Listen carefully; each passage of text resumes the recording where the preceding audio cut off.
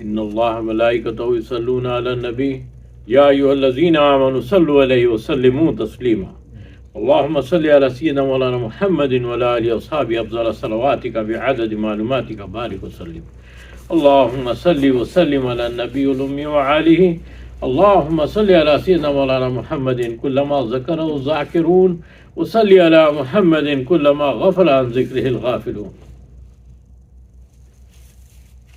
جیسا کہ آپ جانتے ہیں ہم پچھلے جمعے پر حضرت سیدنا ابو بکر صدیق رضی اللہ تعالی عنہ سے متعلق گفتگو کر رہے تھے. اسی کو آج ہم تھوڑا سا اور آگے بڑھا دیتے ہیں کہ حضرت ابو بکر صدیق رضی اللہ عنہ افضل البشر بعد الانبیاء والرسول بالتحقیق. افضل البشر بعد الانبیاء والرسول بالتحقیق. اور نبی کریم صلی اللہ علیہ وسلم کے سب سے زیادہ قریبی اگر کوئی ہے تو وہ حضرت ابو بکر صدیق رضی اللہ عنہ. اچھا، ابو بکر صدیق رضی اللہ عنہ کا حال یوں ہے کہ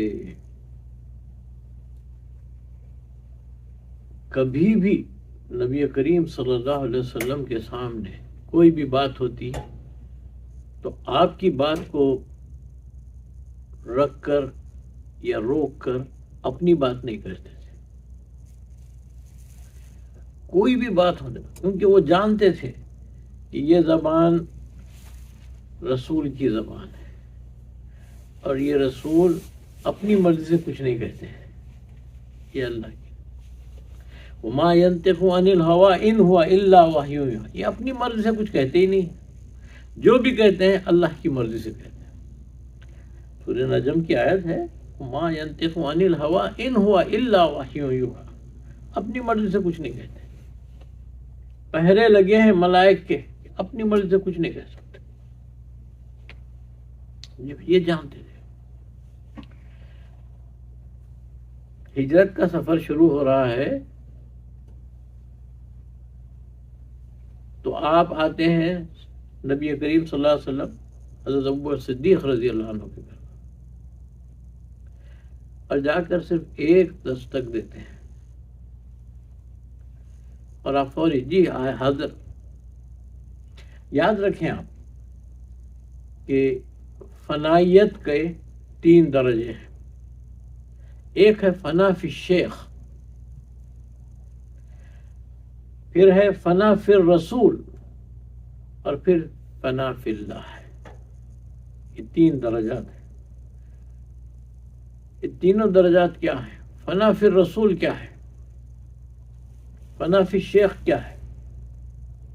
یعنی آپ جس کے بھی مرید ہوتے ہیں آپ اس کے آگے اپنی انا والی بات، میں والی بات ختم کرنا، اسی چیز کی تربیت دیتے ہیں.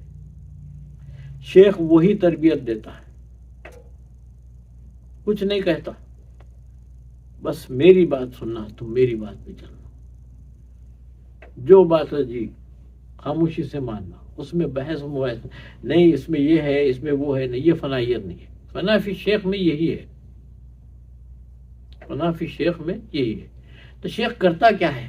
شیخ جب دیکھتا ہے کہ یہ ہو گیا ہے، یہ اب اس منزل پہ پہنچ چکا ہے، تب کہتے ہیں کہ جب میری بات کرتے ہو، تم میری بات پہ سنتے ہو، میری بات پہ چلتے ہو، میری اطاعت کرتے ہو، تو میرے ہی کہنے سے اللہ کے رسول کی اطاعت کرو، میرے ہی کہنے سے اللہ کے رسول کی اطاعت.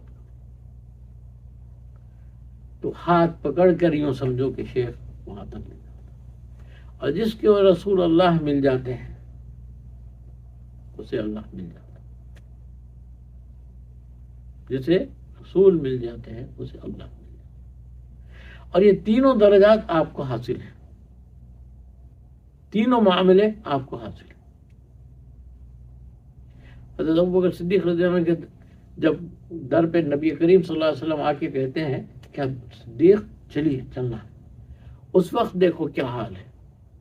آپ یہ نہیں کہتے ہیں کہ میرے بیوی کا حال کیا ہوگا، میرے بچوں کا حال کیا ہوگا، کون ان کو دیکھے گا، کیا کرے گا، کیا نہیں کرے گا۔ آپ نے کہا بالکل حاضر، چلیے، فوری اپنے 2 اونٹ لے لیے اور چلے۔ اچھا، اب آپ جب پہنچتے ہیں، غار طور میں پہنچنے کا معاملہ جب آتا ہے، کافی اونچائی پہ پہاڑی، اب تو بعض جگہ بیچ میں درمیان میں سیڑھیاں ہیں، سیڑھی بنا دی ہیں، اور آپ کو یہاں سے مکے سے وہاں تک جانا ہے، اتنی سیڑھی، وہ راستوں کا تو سوال ہی نہیں تھا،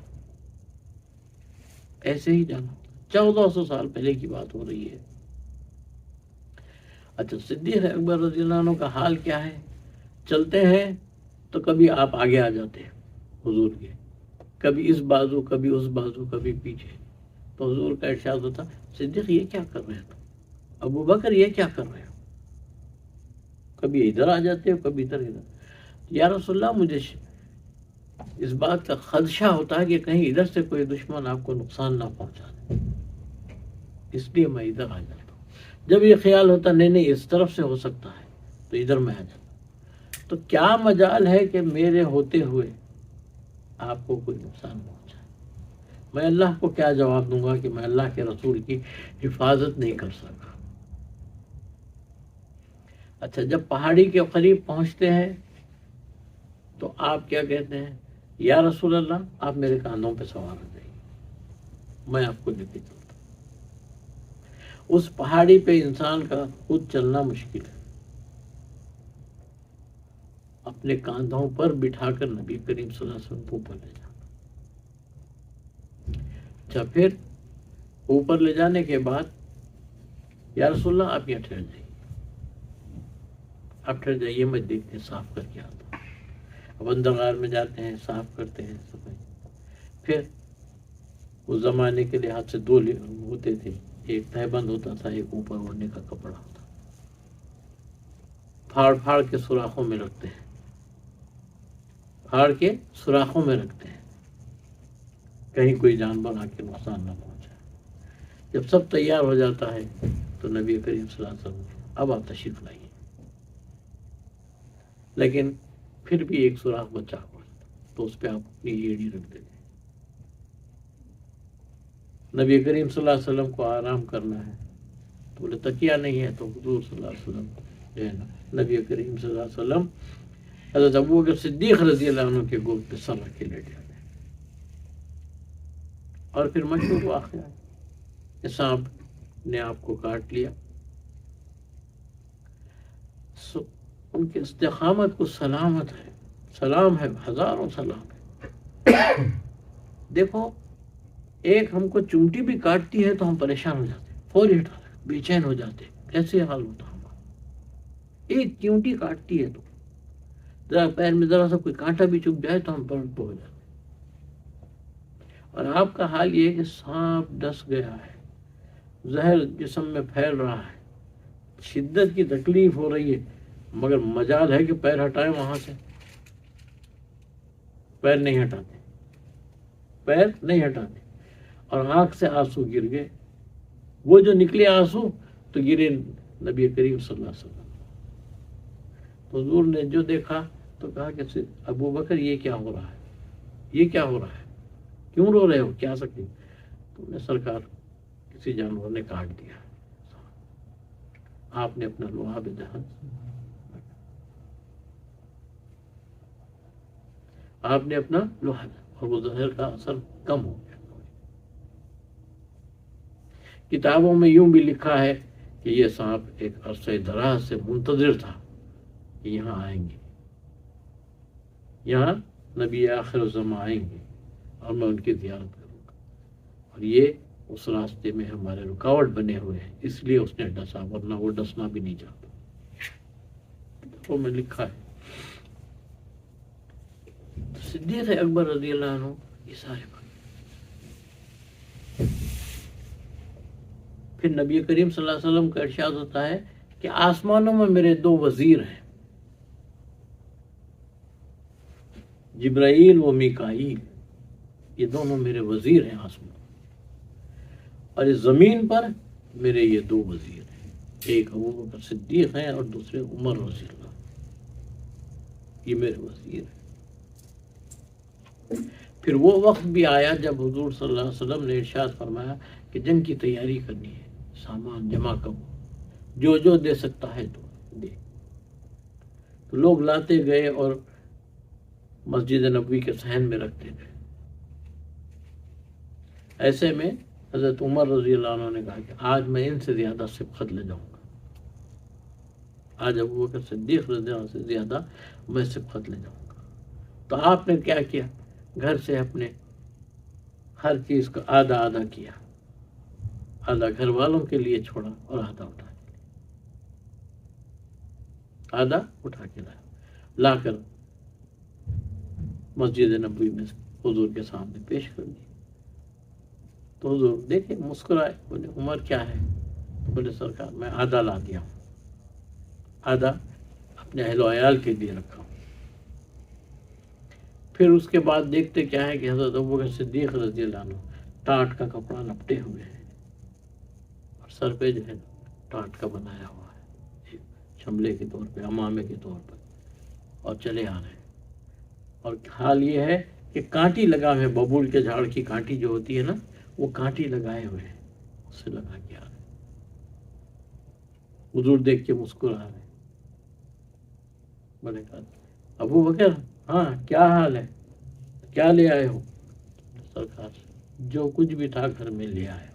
تو بولے پھر اہل و عیال کے لیے، بیوی بچوں کے لیے کیا چھوڑ کے آئے؟ تو تاریخی جملہ فرمایا، آپ نے تاریخی بات فرما دی، اللہ اور اللہ کے رسول کو چھوڑ کے آیا ہوں گھر میں۔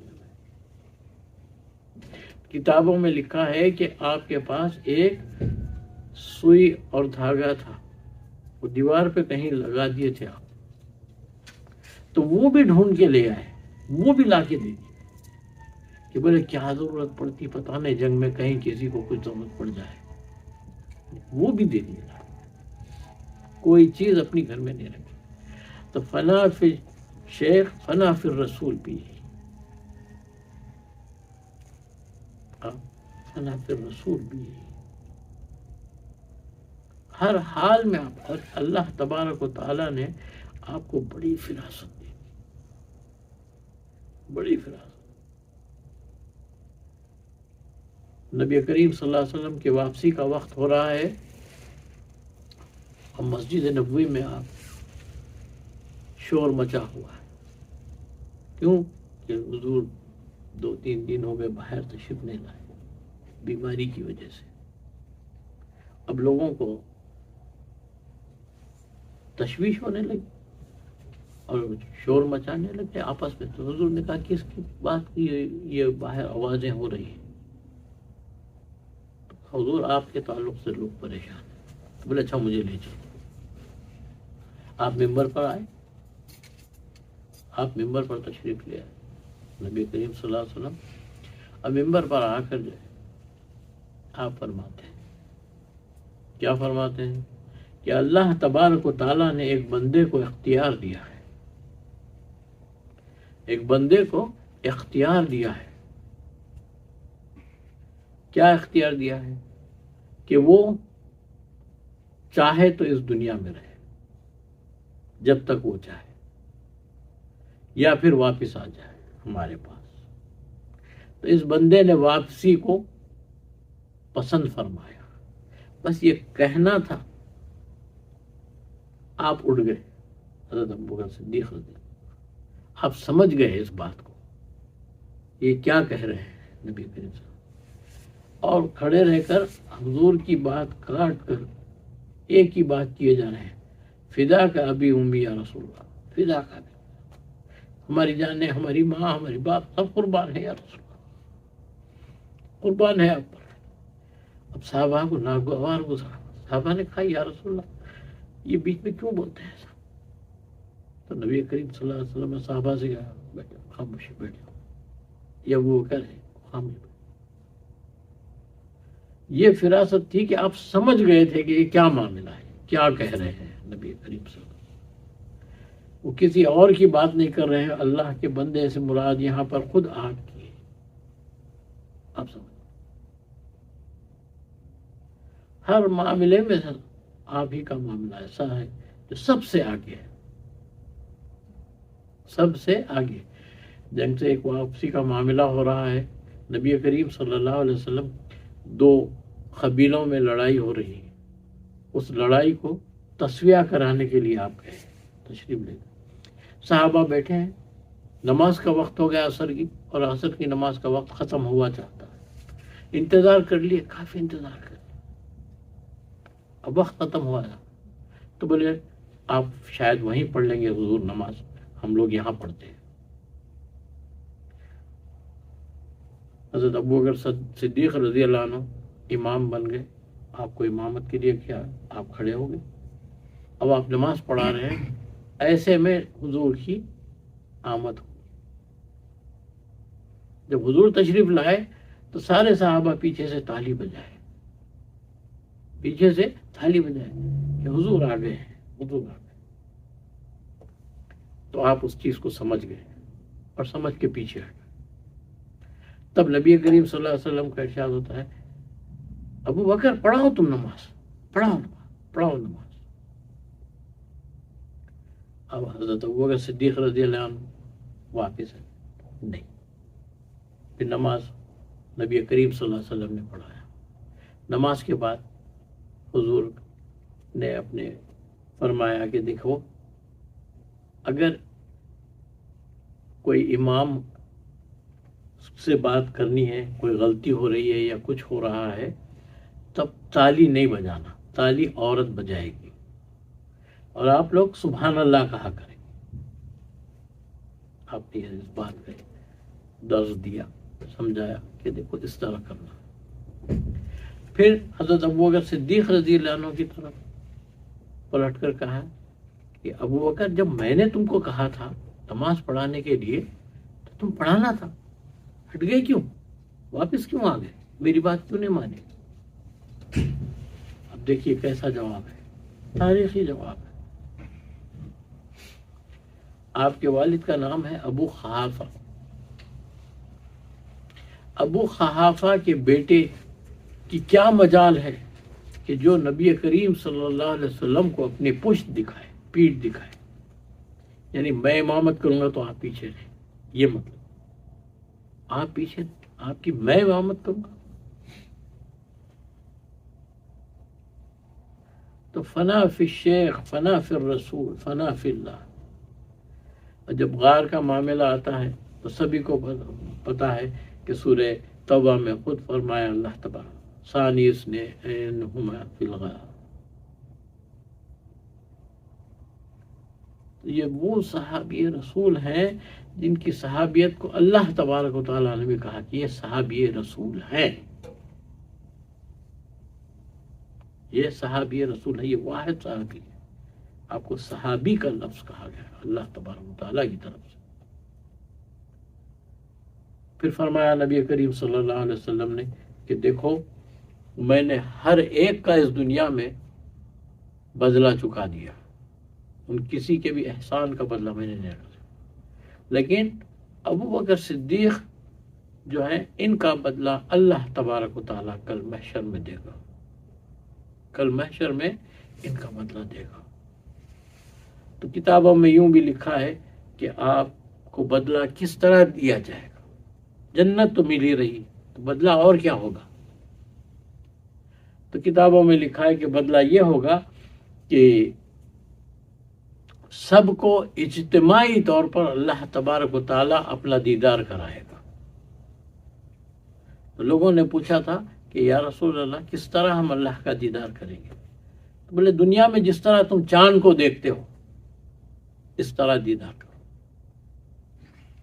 اور صدیق اکبر رضی اللہ عنہ، ابوبکر صدیق رضی اللہ عنہ کو اکیلا واحد دکھایا جائے گا اپنا چہرہ، اللہ تبارک و تعالیٰ اپنا دیدار کرائے اکیلے ان کو، یہی اس کا بدلہ۔ وما علینا الا البلاغ۔